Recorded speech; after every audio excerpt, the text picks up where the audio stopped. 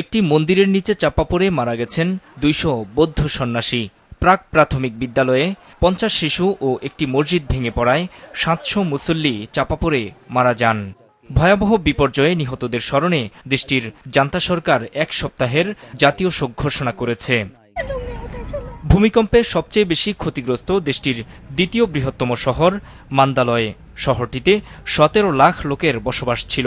প্রয়োজনীয় সরঞ্জাম না থাকায় সেখানে উদ্ধার তৎপরতা ও জরুরি সহায়তার কাজ এগোতে পারছে না। শহরের বাসিন্দারা সড়কে খোলা আকাশের নিচে ঠাঁই নিয়েছেন। চীনের উদ্ধারকারী দল ধ্বংসস্তূপের নিচে আটকে পড়া ব্যক্তিদের উদ্ধারে কাজ করে যাচ্ছে। ভূমিকম্পের প্রায় 60 ঘণ্টা পর ধ্বংসস্তূপ থেকে এক নারী ও শিশুসহ 4 জনকে জীবিত উদ্ধার করা হয়েছে। রবিবার সাগাইং অঞ্চলে ধসে পড়া একটি স্কুল ভবন থেকে তাদের উদ্ধার করা হয়। সাহায্যকারী সংস্থাগুলো বলছে, গৃহযুদ্ধে নাকাল দেশটি ভূমিকম্পের ঘটনায় বিপর্যস্ত হয়ে পড়েছে। চীন ও রাশিয়া খাদ্য এবং চিকিৎসা সহায়তা পাঠিয়েছে ভূমিকম্পে ক্ষতিগ্রস্ত দেশটিতে।